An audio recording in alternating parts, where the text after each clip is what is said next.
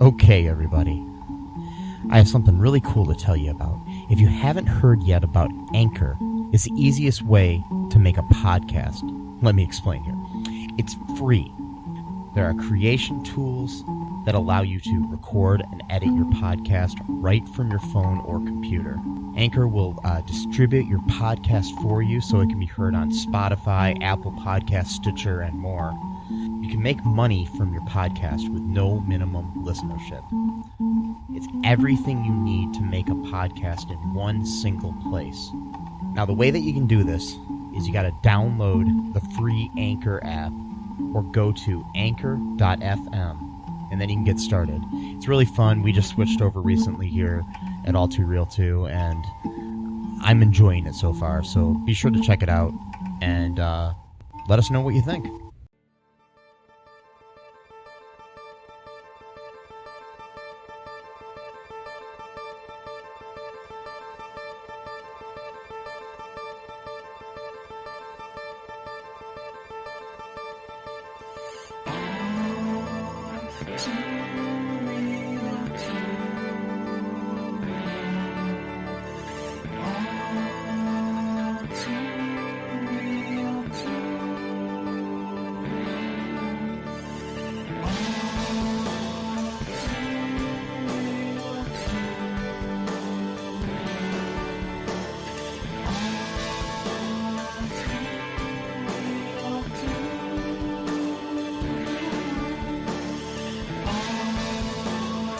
Okay, everybody, welcome to the All Too Real 2 podcast.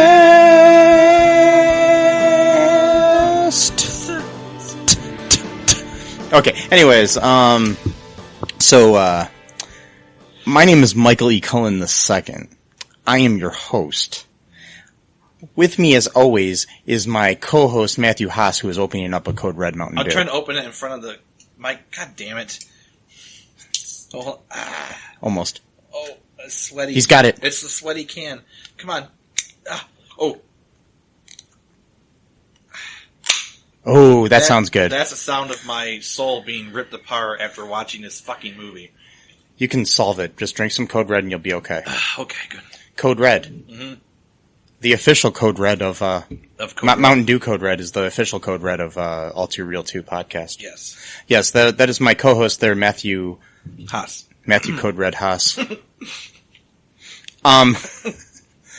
So today we watched a movie that we're going to talk about, like we do from time to time on this show. A movie in a manner of speaking. Yes, it's another Direct from Hell direct-to-video sequel. This time we decided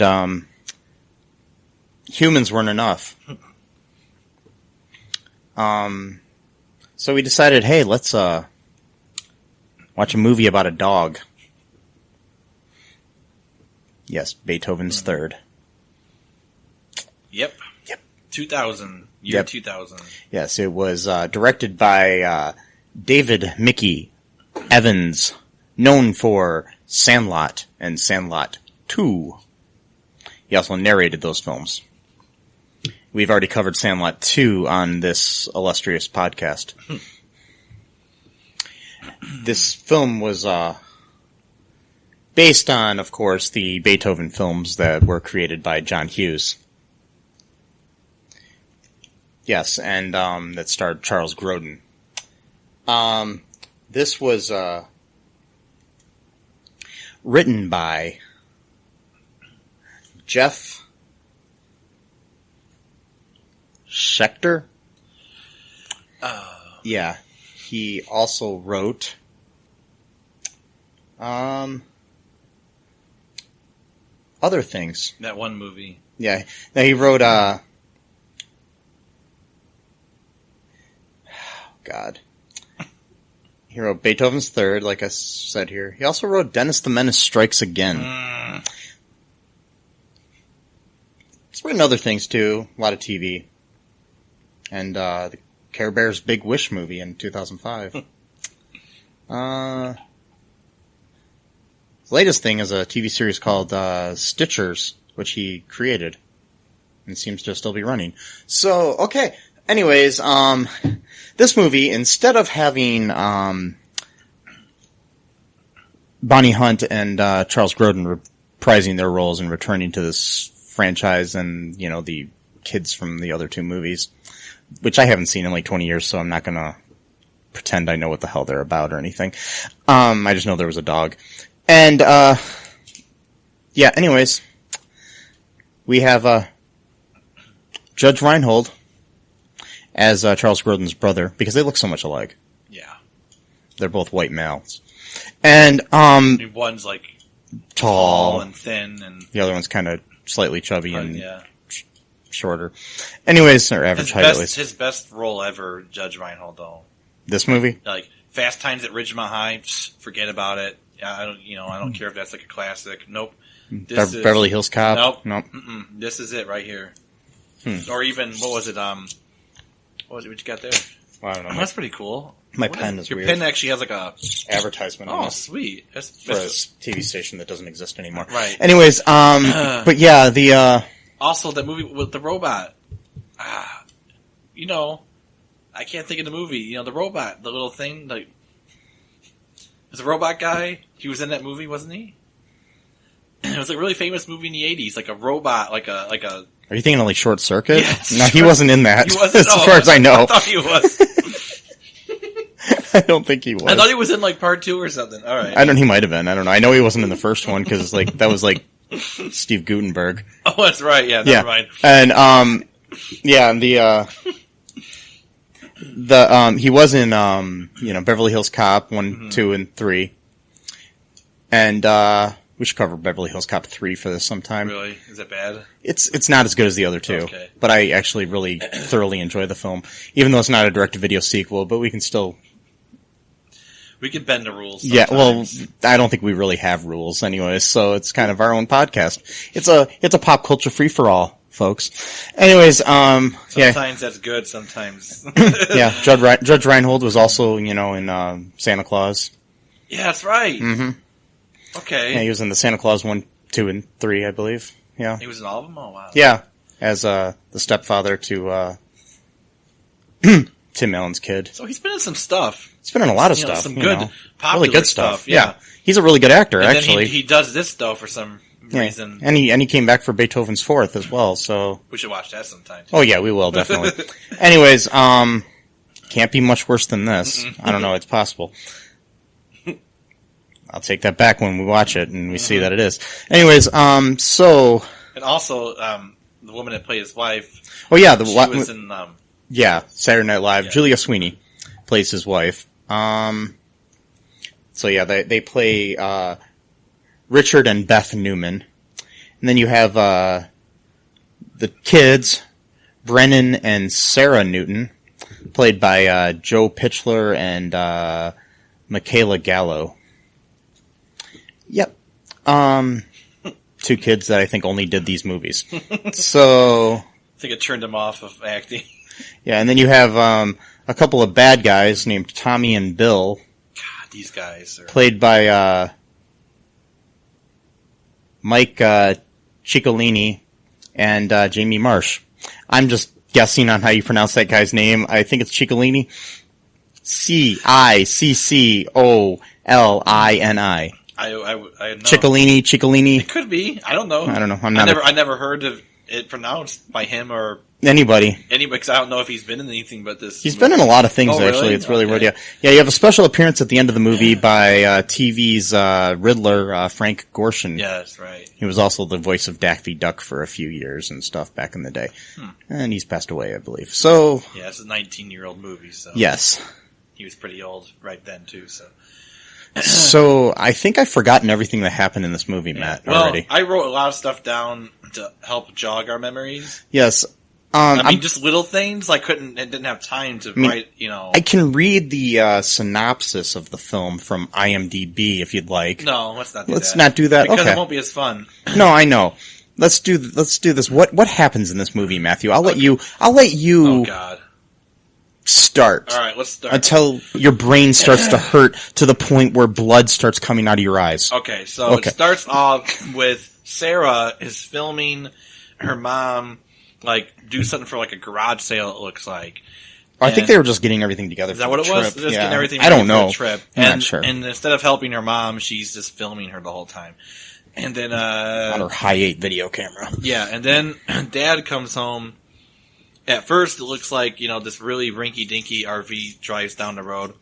And Mom is, freaking out, like, please don't let that be, something that he bought. And it drives down the road, and she's like, thank God. But then another RV drives down the road, and it is Dad coming home and ends up kind of scuffing up her garden gnomes that she took, painstakingly took care of for 10 years and kind of chipped them up a little bit because he wasn't used to driving the RV.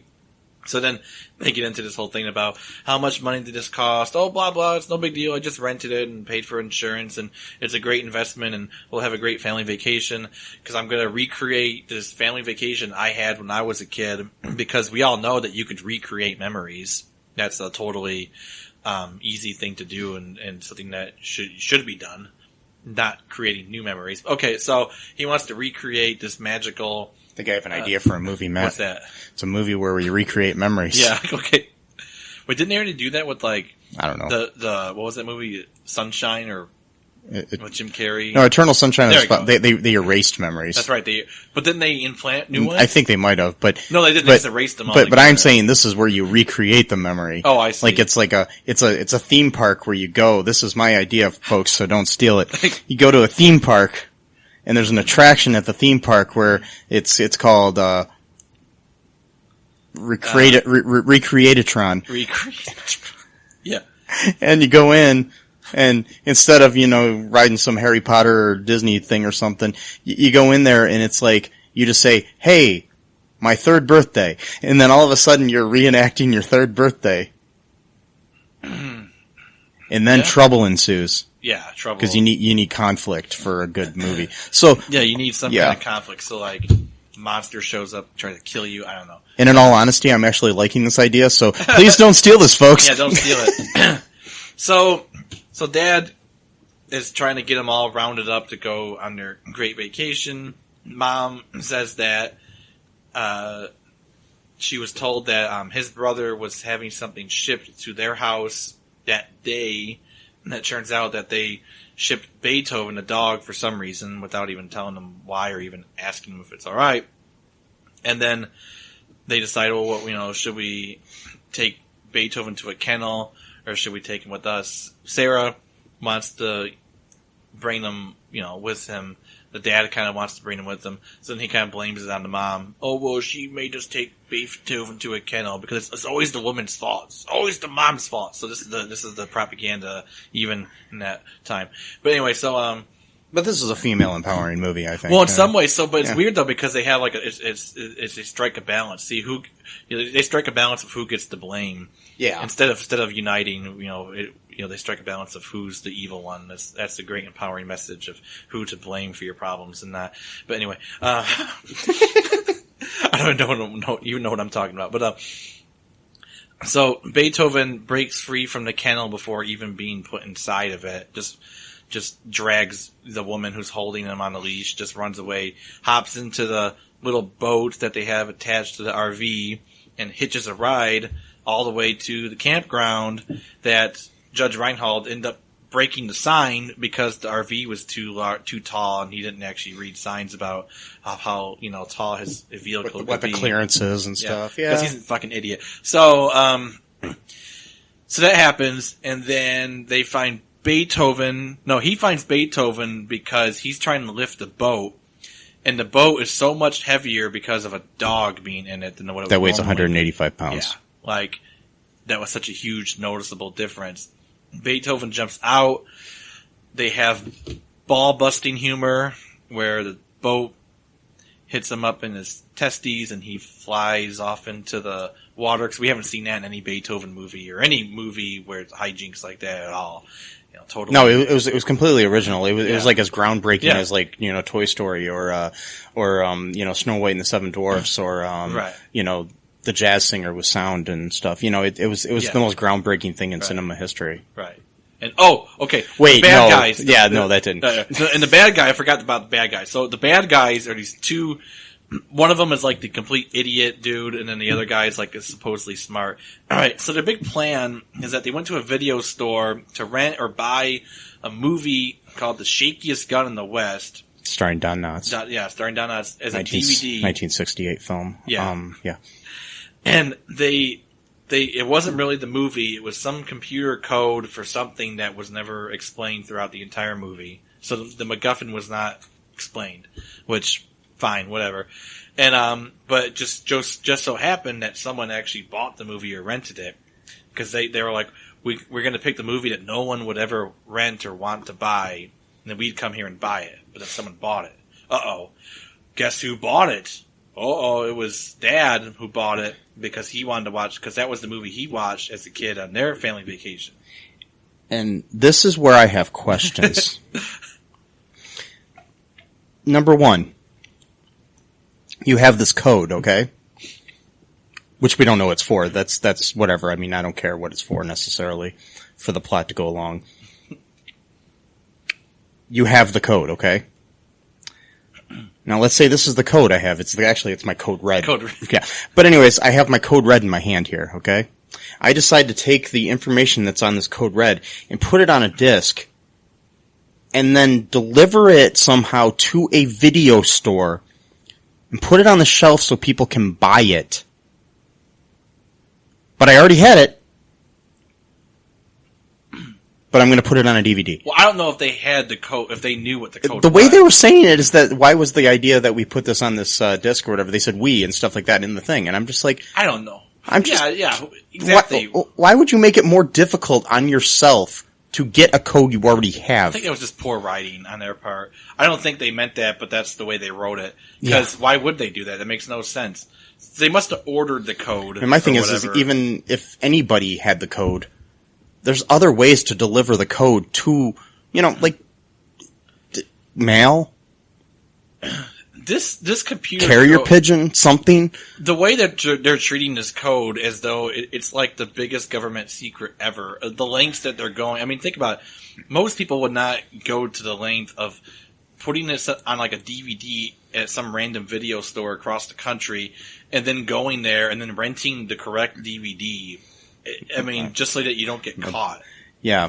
I don't know what was on that code or what that code entailed, but I don't think it was anything good. It's probably some weird money shit or aliens or just like the alien dog he was talking about, later on about Beethoven being an alien. Now I might be wrong.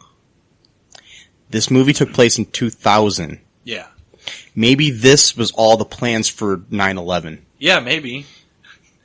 Yeah, actually, I do think that there was some ones in that code, and that stands for 9/11. Yeah, so it's all a conspiracy. It was a coded reference. Did you actually see the conspiracy theory about how the band Supertramp did an album, and the album cover is supposed to be envisioning 9/11 or predicting 9/11?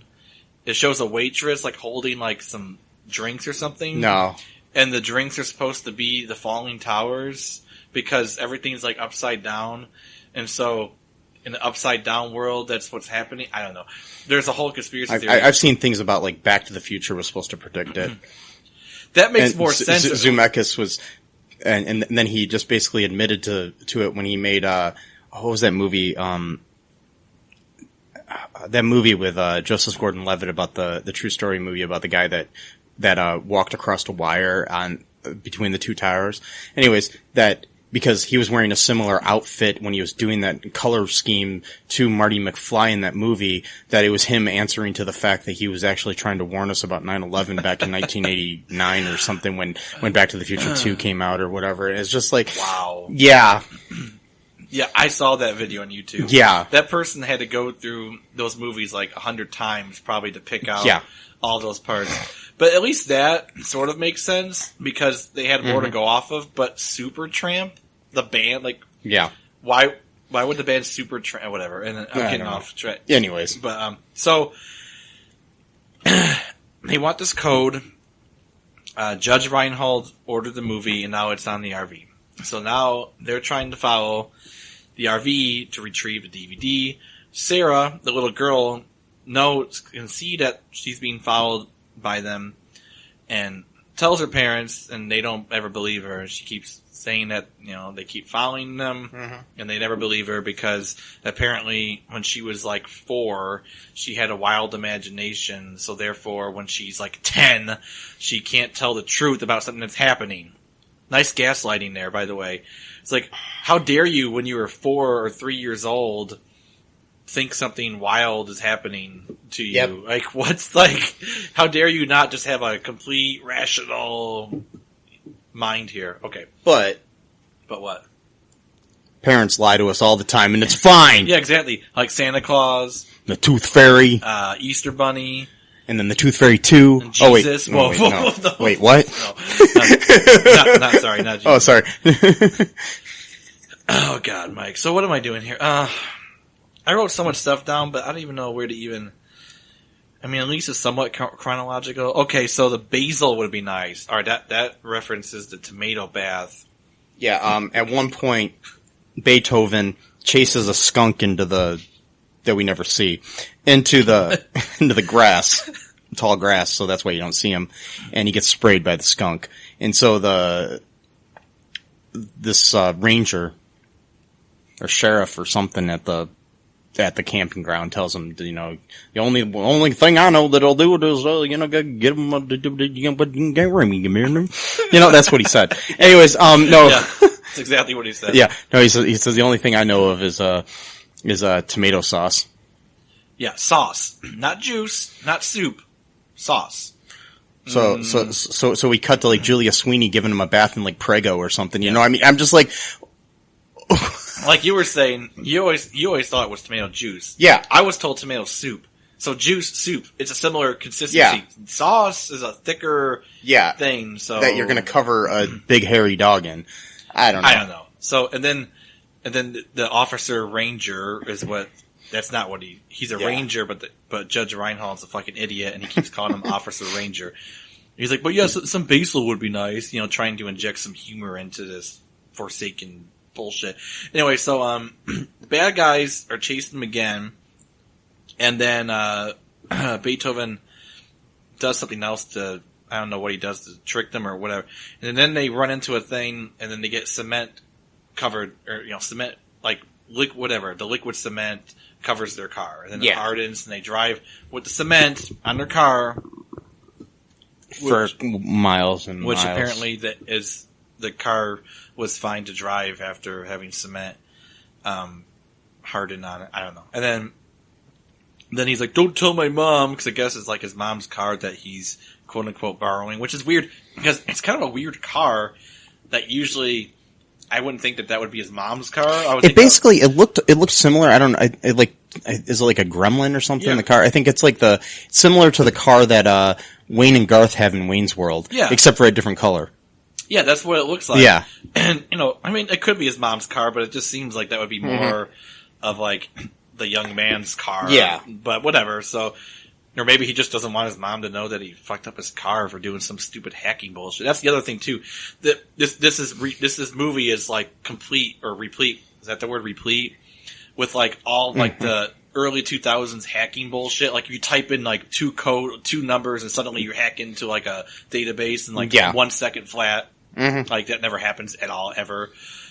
But in this movie it does, because he's such a wizard that he can just type in. That's what I'm saying. They were planning 9/11, man. That's what I'm saying. Yeah. I think he is a genius. Yeah. And the brain freeze guy, maybe he was trying to always freeze his brain because he knew so much about what was happening he had to like kind of like just forget about it. So he had to keep drinking coffee and get himself high on that. He drank a lot of coffee. A lot of coffee. I think my theory is that he was actually addicted to methamphetamines. I think this was like probably around the time that, before we had Red Bull and Monster around and stuff like that. I think if this movie was made today, this guy would be, hopped up on Monster and his name would be Kyle. Because everybody that drinks Monster and goes crazy is named Kyle, in my opinion. So that's okay. But, good one. Yep. Anyways.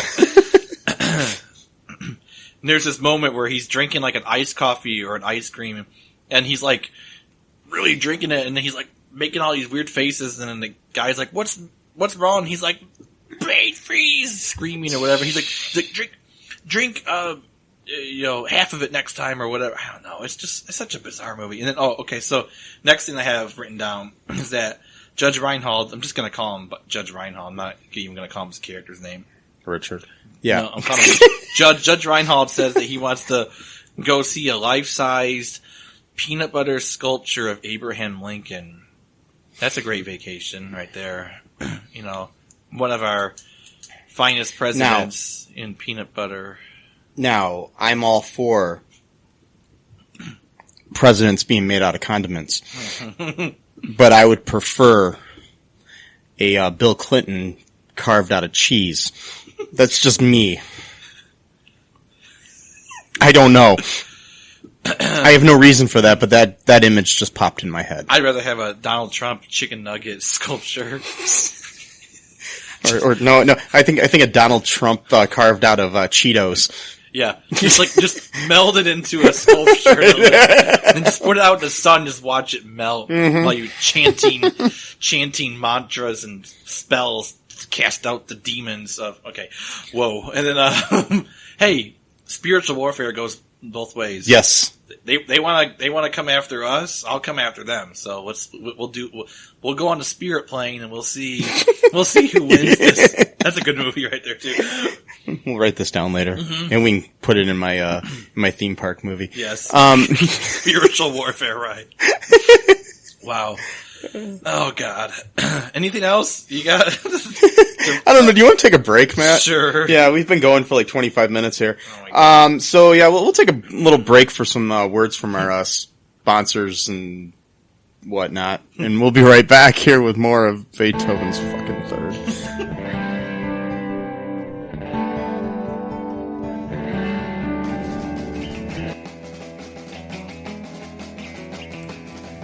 What is Gen X? What is the silent generation?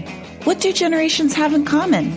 Hi, I'm Trish the Dish from the Gen X Voice podcast, and I invite you to listen to conversations I have with folks from different generations, backgrounds, beliefs, and experiences in an attempt to see what connects rather than divides us. Even though Gen X has been called slackers, Karens, or not mentioned at all in some cases, we are the bridge generation, so I feel compelled to do my part to destroy ageism by bringing all these voices together. And, as a bonus, each guest gets to answer some 80s questions at the end of each show. So download and listen to Gen X Voice today on Apple, Spotify, Amazon, or wherever you listen to podcasts, and let's see how much we have in common after all.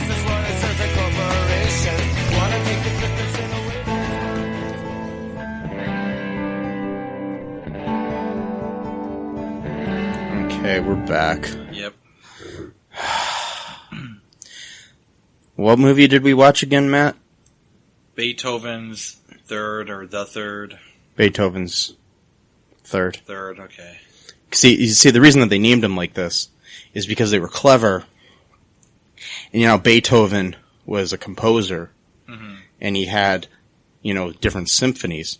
So you had Beethoven, it was the first movie, and then Beethoven's second, like Beethoven's second symphony. Right. And then Beethoven's third. See, it's clever, man. The people at Universal were thinking. So, were they hoping to make like 45 of these fucking movies then? And just have a... I don't know, they stopped at 4. Good. At the 4th, but then they made more after that. Then they which we may want to cover someday where they kind of reboot the series. Right. I just have to say one thing. Yeah. I will hold in my gas, Tommy. I will hold in my gas, Tommy. Well, Matt. Yeah. My name's Mike, not Tommy. But I do appreciate you holding in your gas. No, I'm referring to the... Oh, is that a line in the movie? Yes. Oh, okay. Because remember, they're elaborate... They had gas canisters for some reason.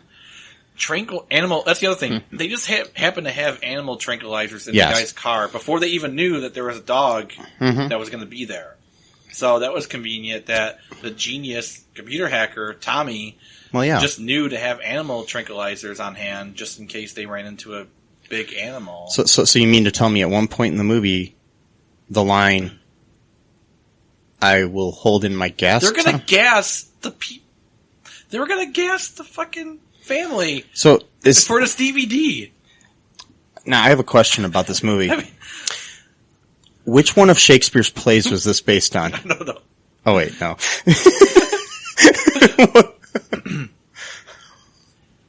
Oh God! They got the goggles, Yes. so they can see in dark. So they got that. They got the cloaks. Yes, this is before Harry Potter. They had a fucking invisibility cloak. Well, sort of, not like Harry Potter invisibility cloak, but they had a cloak that was.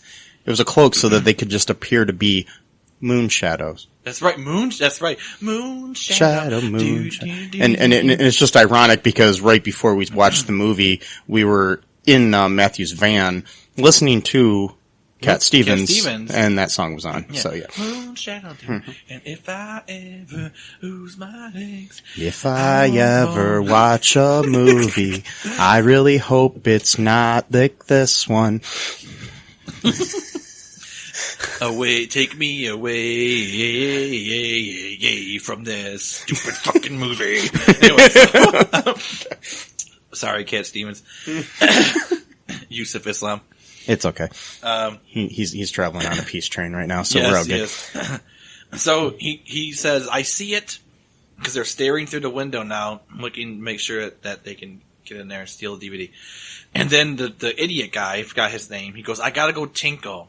It's like, he's like a little kid, this guy, I don't even know why the genius hacker guy who has animal tranquilizers on hand at any given moment even needs a spiky-haired coffee addict guy to even be with them. Is it just companionship reasons? Just wants a friend? I don't know.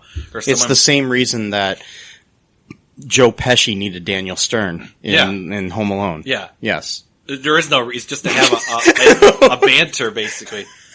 So then something happened. Oh yeah, Beethoven knows what's up.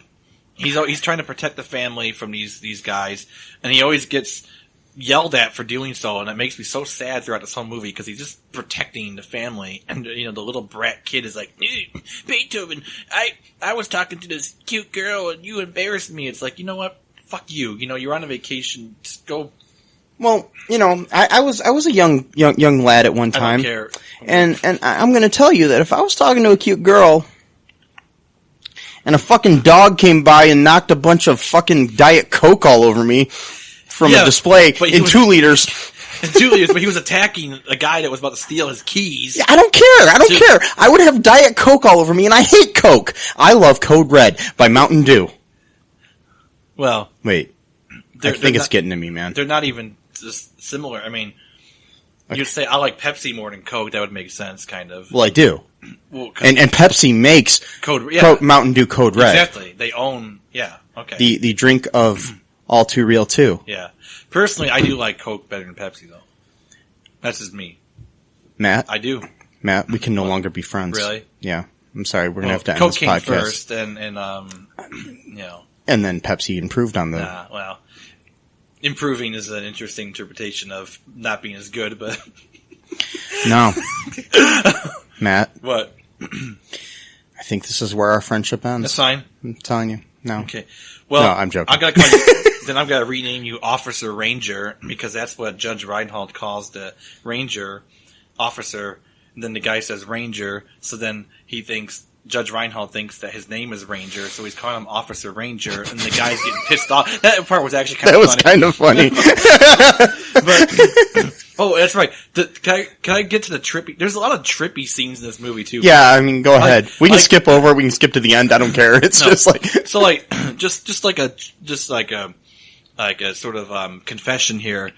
I've been high like a few times in my life. Not a lot, but a few times. And I remember... Matt, when you drank the Coke, it didn't really have cocaine in it, letting you know. No, I'm not talking... I didn't even drink Coke. I'm drinking Code Red. Oh, but you said you like Coke, so I was just making sure you knew it didn't have cocaine in it any longer. No, I know that. It did at one time, but it doesn't anymore. That was before I was born, though. Yeah, that was like 80 years before you were born. But yeah.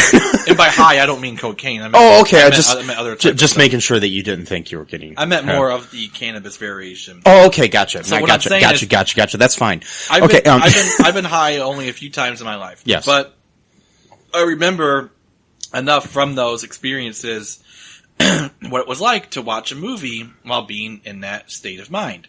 It's for me at least, it's a very spacey feeling. It was, you couldn't really follow one scene to the next. It was more of like the entire movie was like its own just one scene, and everything kind of sort of just melted into the next scene. So it had that kind of thing. I'm watching this movie. Did you have to watch movies with accused pedophile Kevin Spacey when you were Spacey? No, I didn't watch any. I watched. Okay, just making sure. The first movie I watched when I was high just happened to be a movie called Cadillac Records with Adrian Brody. That's a good movie. It's a really great movie, but I could not follow it. We should cover that for our other podcast. I could not follow it. Yeah.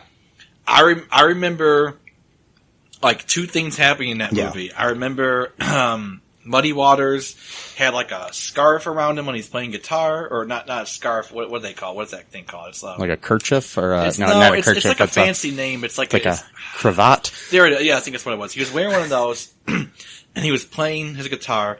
And then I remember him recording in the studio.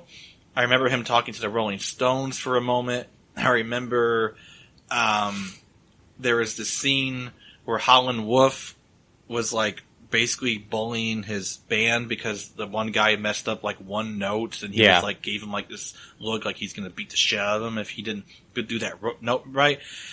And then the next thing I remember is Adrian Brody having a heart attack in his car and dying in front of the old record store. So that was my first. Anyway, so that's a kind of a long-winded explanation. I'm not high right now, but what I'm saying though is that there's a scene in here that reminds me of that experience. Okay, so after the whole kerfuffle or cuffeffy or whatever you call it, with Officer Ranger of waking up the whole campground because of Beethoven causing such a ruckus, Judge Reinhold had to sleep outside with Beethoven because his wife didn't want them to get kicked out of the thing, but she didn't want Beethoven to sleep inside the RV, so she made him go out to sleep with Beethoven. That sounded weird, but to sleep next to Beethoven. Yes. And this is where the feminism propaganda starts in the movie. Anti-father propaganda. Okay. So daughter Sarah, I'm totally just doing a character here. So daughter Sarah, that's actually not my views. This is this random character yes. view. Daughter Sarah hands a pillow, to Judge Reinhold. And he's like, "Oh, thanks, sweetheart." And she goes, "Oh, that's for Beethoven." So there goes anti-father propaganda right there. Literal anti-patriarchy. Literally anti-patriarchy. Here's father being sent off to sleep on dirt. This is the man that provides for his family. He's sleeping outside next to the dogs, literally. And he doesn't even got his own pillow. That pillow's for Beethoven. I don't like it one bit. Anyway, so where was I going with this, Mike? I don't know. Totally. Okay, here it is. So, they both have dreams. And Judge Reinhold has like a stupid dream. And then Beethoven's dream is Judge Reinhold dressed as a hot dog running away from Beethoven as Beethoven's trying to chase and eat him as a hot dog. And there's like this weird, like, surreal music being played in the background, like piano, organ stuff, and like they're doing these weird like slow motion effects, and like Judge Reinhold is like yelling, but like happily yelling, but still like afraid he's going to be caught by Beethoven as the hot dog. Yeah. And I'm watching this and I'm like, this is really fucking spacey. Like, it's like they went over to like UCLA's film school and got some like the worst kid in their freshman film class, and they're like, "Hey, do you want to make a short like experimental film here?" And they got him high, and then that's what he came up with. Like, so long story short, I've been high a few times, and that reminded me of watching stuff while high. That should have been like a 30-second explanation that went into like a 7-minute one, and which you normally do if you're high, and I'm not high. So okay. And just now on another tangent, as Matt went off on his bias towards the worst soda in the world, I just noticed he's now wearing a Pepsi shirt. Yeah. Well, this was a gift. See, I didn't buy a Pepsi t-shirt. I'm telling you though, it's better. I don't know. I don't think so. I think the next podcast we need to start, it's just going to be called Coke versus Pepsi. Coke versus Pepsi. And all we do is we have guests on here, and all they do is like, which do you like better, Coke or Pepsi? And they're like, oh, I like Coke. Oh, I like Pepsi. And then that's the whole show. I mean, I guess I could see Pepsi being better if you like Coke, but then you decide that you want 1,000 extra pounds of sugar added to it because the flavor is, it's not flavorful enough. But to me, I like the more subtle flavors of life. I don't need everything to be completely. I think there's actually more sugar in Coke than there is in Pepsi. I don't care. Whatever is the sweetening factor. But Coke is too acidic, in my opinion. Yes. I don't like it's got too much of a bite. Really? But I can understand somebody. Like the bite. See, I understand somebody liking the bite. But I will tell you, one thing I will tell you. The best cola besides Pepsi in the world is McDonald's Fountain Coke. Oh, yeah, totally. Yes. The fountain. Yes. Yes, gotta be fountain, though. And at McDonald's, it's because of their water filtration. It's what it is, yeah. Yes. Because not Burger King, no, doesn't work. Yeah, it's gotta specifically be McDonald's, sure. But anyways, so... We should do a soda war commercial, or not commercial. Podcast. Wow. We just have guests on and ask them which they like better, Coke or Pepsi. And then argue about it. Yeah. We'll just invite people on and not tell them what the show's about. And then we'll have some people on here who don't even drink soda, and they'll be like, well, I don't know. I've never had Pepsi or Coke. I don't know what you're talking about. You know what I hate, though? What? Artisanal sodas. At least I think we can both agree on those that they're hipster bullshit. I don't really like the word artisanal. Either do I. But that's what they use. I just don't like the word artisanal. Yeah. Well, because it's such a hipster word. It makes you sound like you're so deep or whatever. I think we've finally now in our world gotten to the point where people are not using fancy words like artisanal as much. Yeah, which is good. Or craft or organic or good. Or oh wait, what? Well, no. I think they still use good. Oh, okay, yeah, I'm sorry. Okay. So, Pepsi and Coke go really good with hot dogs.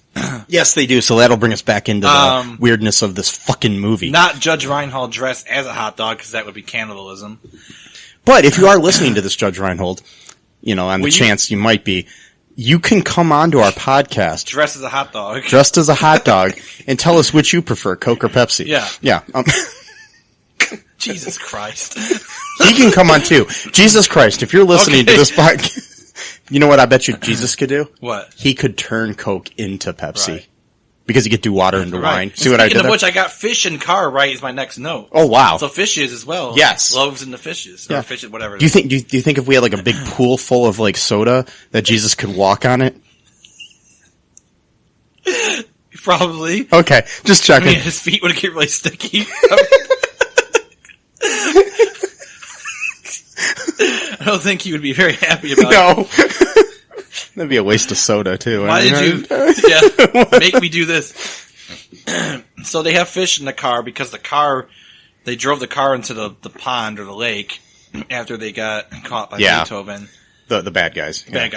Tommy and whoever the other idiot is. I just have written animal tranquilizers, the next note I have. That's all it says. I don't know what that is. You don't know what it means? So I was writing down shorthand notes. Yeah. I'm thinking that's when they were going to use the animal tranquilizers. But they didn't again? I don't know. Yeah. Rear view mirror. Oh yeah, so the rear, god damn, that's hard to say. Rear view mirror. On the RV. You pointing this out. Yeah, basically, there's a point where they tie up Beethoven to the rear view mirror, and then he gets loose. This is the point where the Diet Coke gets all splashed on on the kid. Anyways, he goes running after he sees the bad guy, and he breaks the rearview mirror off of the RV. But then the next shot where they show him running away from the RV, guess what's not broken off of the RV? Take a guess, Matt. Oh, the mirror. Ding, ding, ding, ding, ding. The rear view mirror. In perfect condition. Yeah. Not duct taped or anything like that. Objects in the rear view mirror. And, so yes, and I do have my notes. Beethoven tackles the hacker genius who tried to steal the keys from the kid. God damn it. Yeah. Steal the kids from the keys, really? Yes. And then, little shithead, whatever. I can't even talk right now. Stupid brat gets pissed off at Beethoven, yells at the poor dog because he wanted to impress this girl. And it's like, you know what? fucking dog here loves you, and he's But trying he to protect didn't you. impress her enough when he was standing there looking at like Hello Kitty toys. Yeah, that's right. He was looking at a Hello Kitty. I don't know. I don't know why, but whatever. And that of course, this is 2000, so there's like, I don't like Hello Kitty stuff. That's for my sister because I'm a boy, and boys can't like Hello Kitty. They gotta like boy stuff like baseball and football and beer. Well, not beer, hopefully not as a boy, but like grow But into you know that. what? What? It'd be a pity. That's right. It'd be a pity if You couldn't play your Diddy. Lord knows. You It should should have have been with that Hello little, Kitty. it's a little jingle I wrote Yes. like 13 years ago. I used to have a Hello Kitty boombox that my at the time child niece gave me. Yeah. I remember that. Yes. And I wrote a jingle when I was using your bathroom. Yes. That's where all the best creative work happens, when you're using the bathroom. Yeah. My bathroom specifically. Your bath. Yeah, yours. Not mine. That's why sometimes I gotta come here in the middle of the night, knock on the door. Hey, Mike, can I use your bathroom? Real good idea. Mike, I want to do some writing, so I got to use your restroom. No. Might be a while. So don't worry about the sounds coming back. That would be a great thing right there to do like an ad for a show is this little rant, this little Yes. banter, and then put like some music in the background right afterward, like the All Too Real 2 podcast. We should remember that right there, that little Yes, thing. we'll remember that, folks. Yeah, we're just tell you what I remember. Remind us. Send us an email. So what's next? So Judge Reinhold says, "Sorry, boy, boss's orders." He locks him in the RV where the like a bed is, and he lifts the bed up because the bed was like a thing that could fold. It was like a Murphy bed sort of thing, yeah. And now one of the best parts of the movie comes up is the sumo western thing. Yeah. That They go to a western town, much like in a much better family vacation film called Vacation. Yeah, Vacation. With Chevy Chase, which this reminded me of in the fact that it was a movie. Yeah, see, this movie made me forget, too, that there's other movies that exist and Yes. are good. Yes, the things that they have in common is that they're both movies. One's funny. Yeah, one is funny. So, yeah, they go to the sumo thing, and Brennan, the kid, gets picked out of the audience to get abused by an adult. Yeah, the guy goes to town on him. Yeah. Like, really. Yeah, he's in a sumo wrestler suit, like one of those padded suits or whatever, but this fucking sumo wrestler is like throwing him around, which I think is child abuse. I'm just saying. He's lifting him up, he's spinning him around. The kid's saying he's gonna be sick. He doesn't even heed his remarks at all. Just throws him on the ground. Beethoven. While his parents are cheering him on. Their parents are like, go Brennan, go Brennan. It's like, yeah, this is going to be a great traumatic memory for him to talk about in therapy now Yes. for the next 15 years of his fucking life. And Beethoven looks like he wants to save him, but since he got yelled at, he doesn't know what to do. So good job, Brennan. You could have got protected by your dog, but now he doesn't know if he should, so that's on you. But anyway, all to, impress some girl. But the best parents don't, do the child abuse themselves. Yeah. They have a sumo wrestler do it. Yes. So there is one good line, though, where Judge Reinhold goes, "This really takes me back," and to his son goes, "To where?" When was there a sumo western theme? Oh, boy. This movie's the greatest movie ever Good made. old, 12-year-old sarcasm. Yes. And so then, sorry, I'm getting all flustered here with my... Oh, no, that's okay. So the bad guys show up, they dress in the suits as well. And then the one guy goes, "Does this suit make me look fat?" And then they proceed for like 45 seconds, get into this weird slapping, like it's the Three Stooges type of thing going on. And it's like, is this really necessary? Like just trying to fill time? Like what? Like, I don't understand the intent of why that was needed. Anyway, so... The whole movie or just that scene? Well, the whole movie. Oh, okay. But also Just. So then there's something else. I forgot what happened. Beethoven causes like another thing. And because he sees them, so they try running away. The one guy falls down, and then the other guy walks over him, and then he says, "Thank you." But, like, he didn't say it like sarcasm. Like, he was actually thanking the guy for walking on him. So I'm not sure if he's got some weird walking kink. I don't know. Whatever. And, who knows at this point, really? Beethoven eats 20 eggs. I write that down in the RV when they're having a good time with Beethoven now. Because now they come to terms with Beethoven being a part of their family, that they're, they enjoy him being on the vacation with them. So he eats like 20 pickled eggs, it looks like, and then he farts, and then everyone leaves the RV because he farted. And then, what else? Oh yeah, covered in shit. Just wrote that. That's all I got written down. It's covered in shit. I know what it's referencing to. So, Judge Reinhold empties the septic thing right. Shitter's full. Oh, wait, right at the, another vacation reference. Yes. Right at the bad guys who are like waving their hands because their car broke down, and it's like, I don't know how he can't see them because it's a yellow car and they're right on the side of the road. He doesn't see them, and he empties the septic thing, so they're literally covered in shit. I have the word rad with the question mark written down. Because at one point, Judge Reinhold... Oh, yeah, he calls something, he's like, let's go to this place, it's going to be really rad, and then the kid's like, rad? Rad? Like no one says that anymore, Dad. Yeah. Like, fuck you. And, but anyways, they end up going to a hotel, eventually. Eventually, yes. Yeah. Yeah. Because of the brick.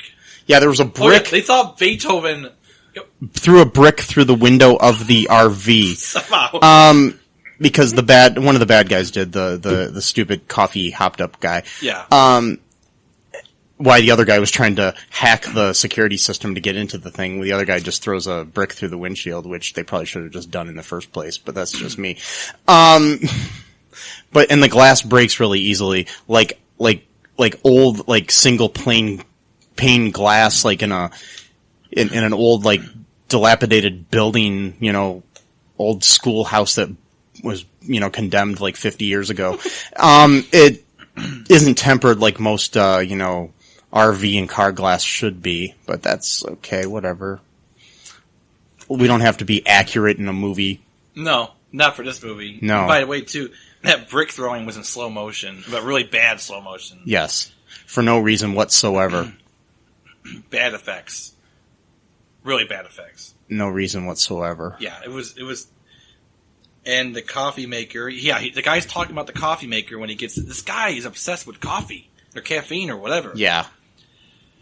He's addicted or something. I don't I'm know. telling you. I worry about him, actually. I think after this movie, that character, he discovers Red Bull and then he just dies. Right. Or he gets hooked on tranquilizers because he accidentally tranked himself. Yeah. So maybe that's his new drug. He's like, oh, I just realized how chill I can be. So now he goes from coffee to tranks. Coffee to tranks. Yep. That's the name of my next movie. Coffee to tranks. Yeah.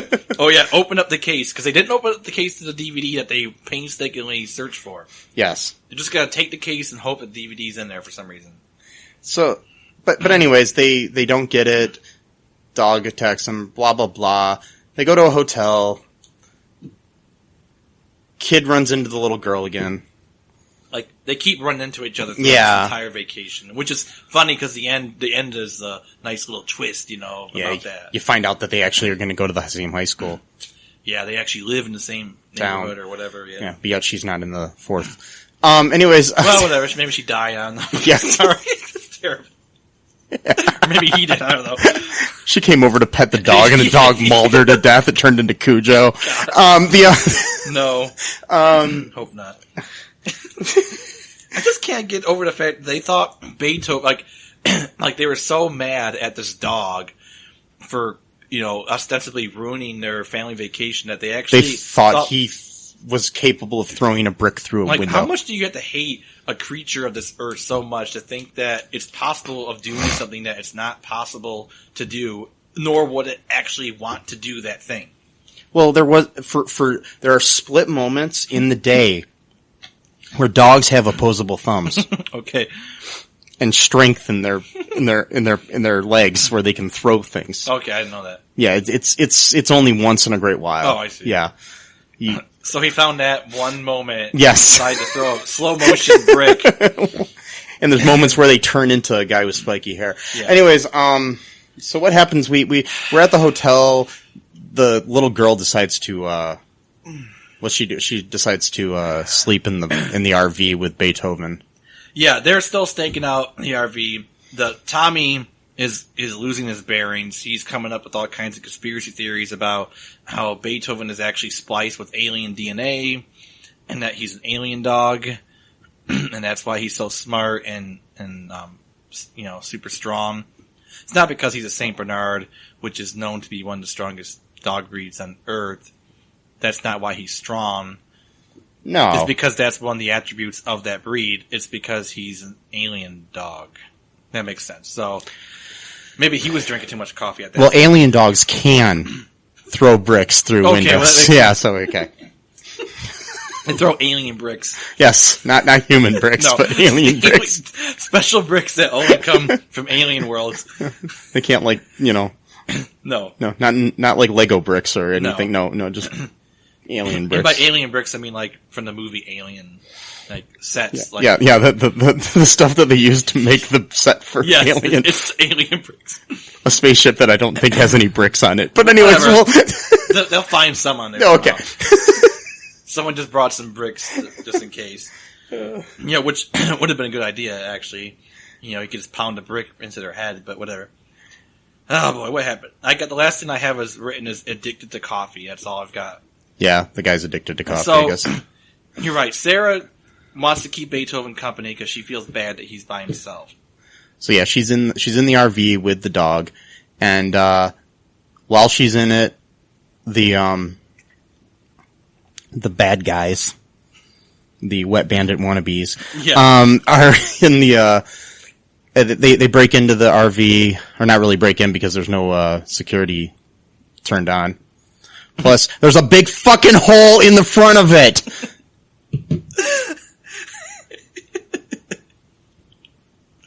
Anyways, Not too loud. No, I don't care. But yeah, they go in there and they take the RV. I guess the keys are in it or something, and they start it up and they go off on the road, and Brennan sees the RV taken off, and he realizes that his little sister's in the frickin' thing, and then so they call the cops. Cops eventually there's a ultimate like big red stop button in the RV that Beethoven eventually stops after the thing. At one point, the dumbass coffee guy tranks himself, and he gets he lays down onto the Murphy bed and he gets closed up into the wall, which I don't think is possible. But anyways, no. He should have died or suffocated. Yeah, probably. But anyways, they end up stopping at the cops.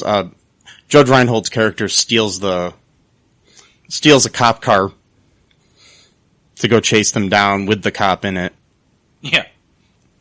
And so they end up doing this, and he's like, "Yeah, can't you just shoot out the tires of the RV?" And he's like, "You've seen too many movies."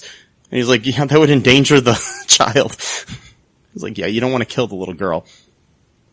I don't know. So yeah. Anyways, they end up getting to their family vacation thing later after everybody gets arrested for fucking trying to steal a Don Knotts movie. And yeah, we never know what the code was for. Maybe they were trying to create a clone of Don Knotts and then just make another, shakier gun in the West. Yeah. The even shakiest gun in the West. I don't know what it would be. Even shakier gun in the West. What would the sequel to that be called, Matt? Yeah, even shakier. Yeah. That's just even shakier. Yeah, just that. Yeah. We should make that movie. Yeah, okay. Okay. Even shake. Yeah, we'll bring Don Knotts back from the dead. Whoa. Anyways, so they go back to the thing, and then they meet their uncle there, and of course we don't see Charles Grodin or Bonnie Hunt from the first movies. Of course not. And couldn't afford them. No. Or even if they could afford them, Bonnie Hunt and Charles Grodin read the script and are like, "Fuck no." Exactly. This is terrible. So they got the Riddler instead. Yeah. Who's like tells them, "Oh, by the way, they can't make it or whatever, right?" Yeah, and they're going to be gone for a year. So they get stuck with the dog for another year, I guess. And I guess we'll see in Beethoven's fourth. Yeah. I can't wait, Matt. Well, they were happy to have Beethoven again. Oh yeah, by that time they loved him. And then they get two more dogs from their cousins or some bullshit. And then St. Bernard's like... they have to look just like Beethoven. It's like... And then they all live happily ever after. Why is everyone in this family only getting St. Bernard's dogs? And why do they just assume that one group in the family is just going to take care of all their dogs? That's I don't know. Fucked up, stupid family right there. But do you want to take a break now, Matt? Sure. And we'll come back and we'll read some reviews from the Internet Movie Database and see what other people thought of this. This, what do you call it? Piece of shit. This movie, I guess. This piece of dog shit. Yeah. Anyways, be right back. Bye.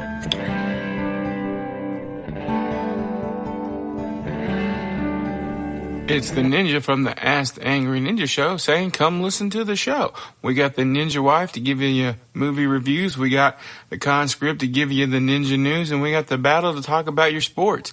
And as always, it is the Ask the Angry Ninja Show. So ask me a question and we'll give you the ninja knowledge you need for your ninja life. Search for us anywhere you get your podcast from. Just search for the Ask the Angry Ninja Show and enjoy the show.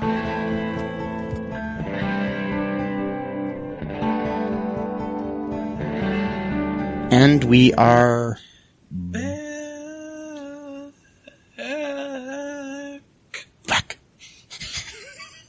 So, I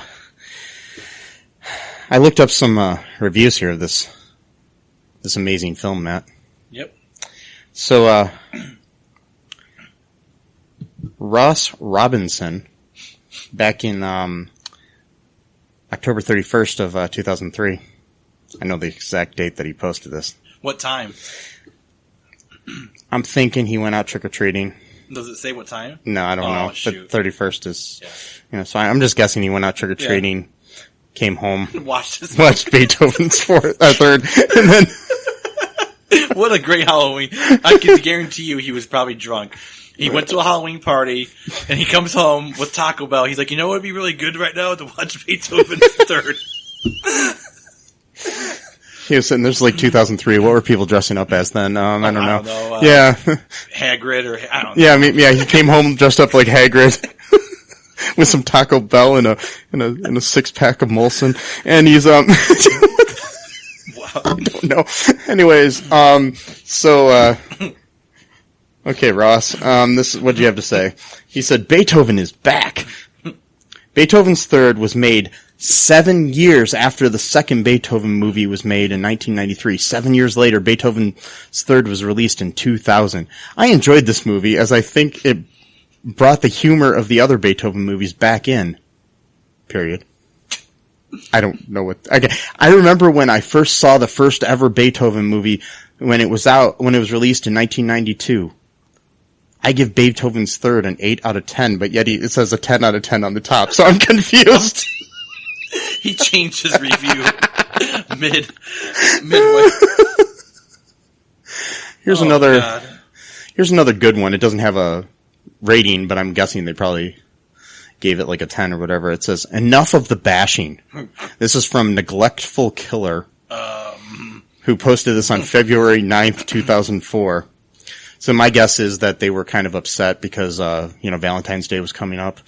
And, they were just sad, Neglectful Killer, because, killers don't usually have, Ted Bundy had a girlfriend. So, I don't know. I'm just saying, it's, I'm just guessing that this Neglectful Killer forgot about his girlfriend that he killed. Whoa. And realized, wait, Valentine's Day's coming up and I just killed my girlfriend. Whoa.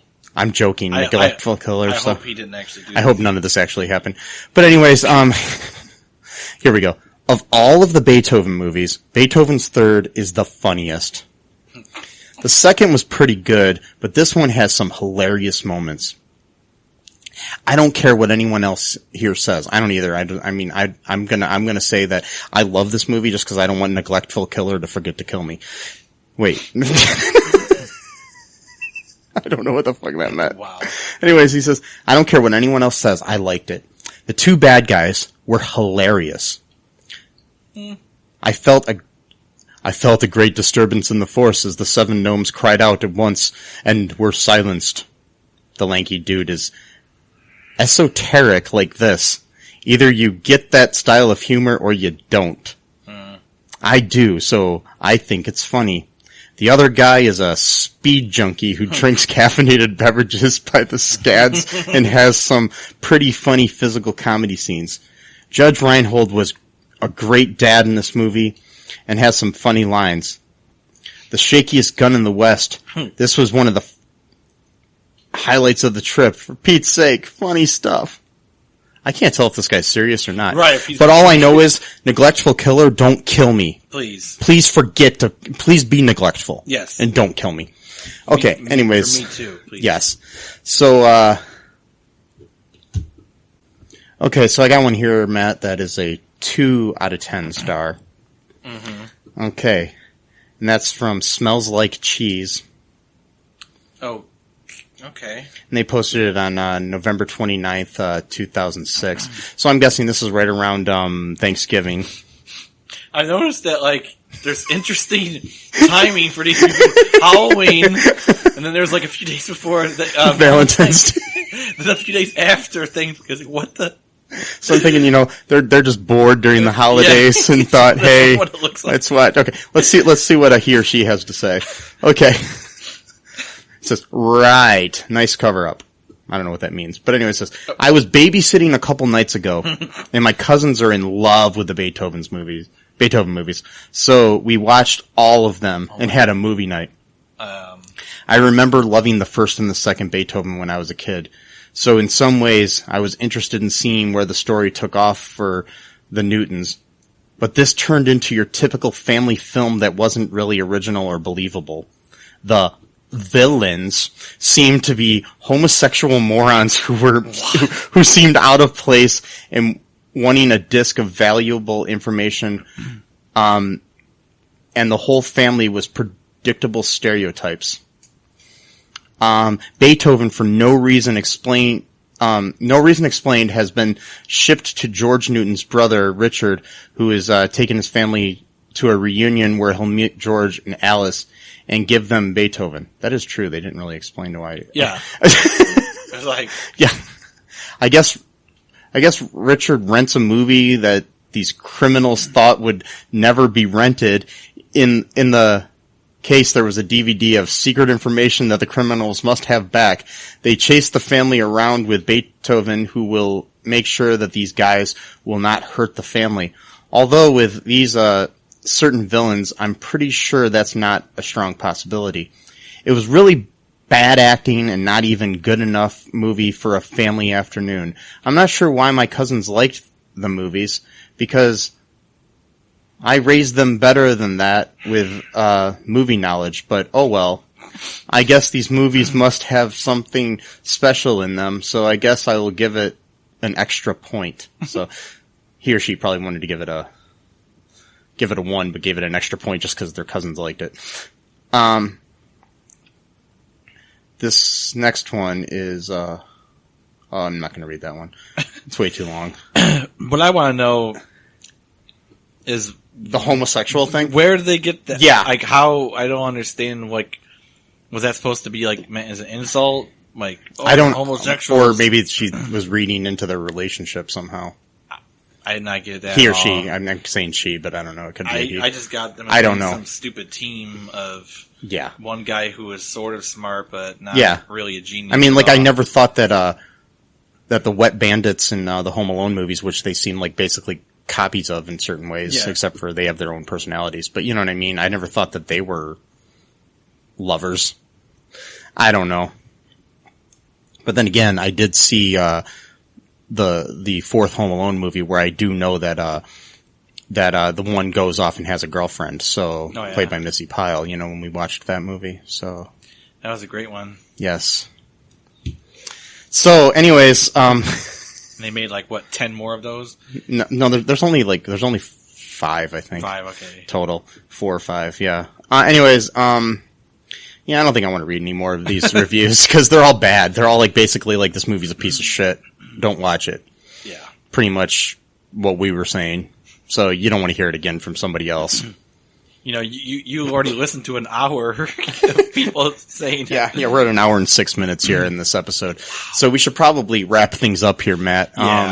Yeah. Just to let you know that we do now have a Direct from Hell t-shirt available on our TeePublic. You can order that. There'll be a link in the show description for that. So, and anything you order on the TeePublic helps support all the Cullen Park podcasts. All Too Real, All Too Real 2, and our Super Story podcast that we have right now. We may have more by the time this airs. I don't know. Yeah, we might have 100 more. Well, yes. Maybe not 100, but... 101. Ooh, 100. Ooh. And they'll all be about Dalmatians. Yeah, 101 podcast Dalmatians. Nah, I lost it. We're just going to do things about dogs from now on. Anyways, so, I think that was good, and I think we're done here. I don't really want to talk about this piece of shit movie anymore, do you? Do you have anything else to say about it before we leave? Just one thing. Oh, yeah, would you recommend it to anybody, Matt? Yeah. Who? Trump. Yes. I think it's a little bit too intelligent for him, though. Maybe. I don't know, maybe. No, I would recommend it because it's so bad. Yeah. That if you want to riff on a movie with your friends or your family, it's a good movie to do that to. Yes. It's family friendly enough that it can be multiple age groups too. It doesn't have to be just, your adult friends or family. It could be teens or whatever. I mean, I am buying a copy of it. Really? Yes. To send to Guantanamo Bay. Whoa. Because I think it would be good for their torture. Oh. Whoa. Whoa, I'm sorry. Anyways, You're promoting torture now on the All Too Real 2 podcast? No, I'm not. I know. Anyways, I just think it'd be more humane to make them watch this than like waterboarding or something. I don't know. I'm not sure if it's, well, yeah. Anything but it's a close second. Yes. It's a close second. So anyways, make sure you, follow us on social media and, check out, and please, go to iTunes and give us a 5-star if you like the show. Yeah. I mean, if you don't, still give us a 5-star. Yeah, no matter what, give us a 5. Yeah. Fiver. Because that'll help us. That's the only way you can, people are asking me how they could help the show get promoted, and that's pretty much the best way out there. So, talk to you folks later. Yep, bye. Bye-bye. Thanks for listening to All Too Real 2 podcast, a Cullen Park production. Produced and edited by Michael E. Cullen II. Music by Matthew Hawes. Subscribe and share the show. Visit us at cullenpark.com.